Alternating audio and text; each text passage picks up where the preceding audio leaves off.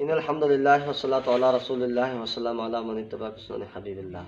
آج آپ کے سامنے حضرت خلیفہ احمد دین رحمہ اللہ، خلیفہ احمد دین خان کا جرار پہوڑ والے کی چند خدمات آپ کے سامنے پیش کر رہے ہیں۔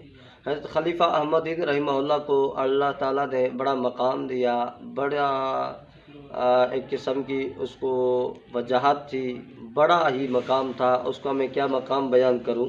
سفینۃ السالکین کتاب سندھی زبان میں چھپ چکی ہے۔ حضرت مولانا سائیں عبداللہ پہوڑ دامت برکاتہم نے کتاب چھاپی ہے، اور بہت ہی زبردست اس کے ملفوظات، اس کی کرامات، اس کی سوانح پہ بہترین کتاب ہے، اس کا مطالعہ قابل غور ہے۔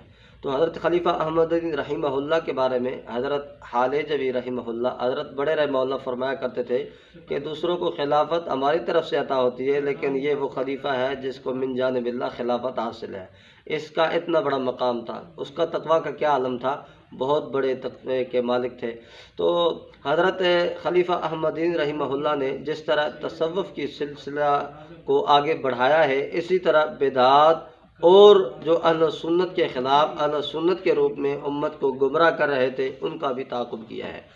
اچھا، تو ایک مرتبہ اہل بدعت نے جب مناظرے کی کچھ اس طرح باتیں کی ان کے خلاف، حضرت خلیفہ احمد دین اور علماء دیوبند، علماء اہل سنت والجماعت، علماء حق کے خلاف انہوں نے پروپیگنڈا کیا، مناظرانہ زبان استعمال کی، لیکن حضرت خلیفہ رحمہ اللہ اس جگہ پہ پہنچ کر ان کا مقابلہ کیا۔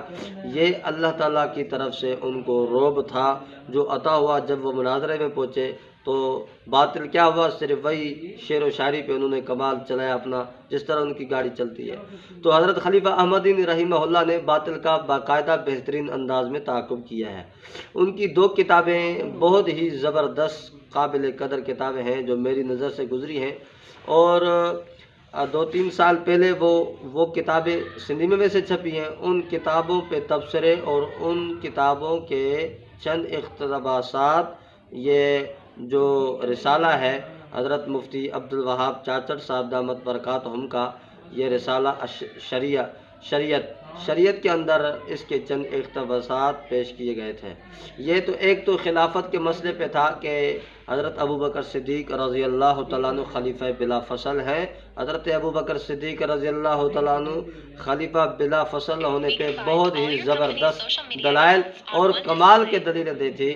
اس کے بعد حضرت خلیفہ احمد دین رحمہ اللہ کو دیکھتے ہیں، رائے ہدایت کتاب لکھی اور روافظ کے عقائد کو ظاہر کیا، اہل سنت کے عقائد کو واضح کیا، اور روافظ کے ان خبیث اور خبیثہ عقائد کو ظاہر کر کے امت مسلمہ کو اس فتنے سے اجتناب کرنے کی توفیق، گویا کہ اجتناب کرنے کی تلقین فرمائی ہے۔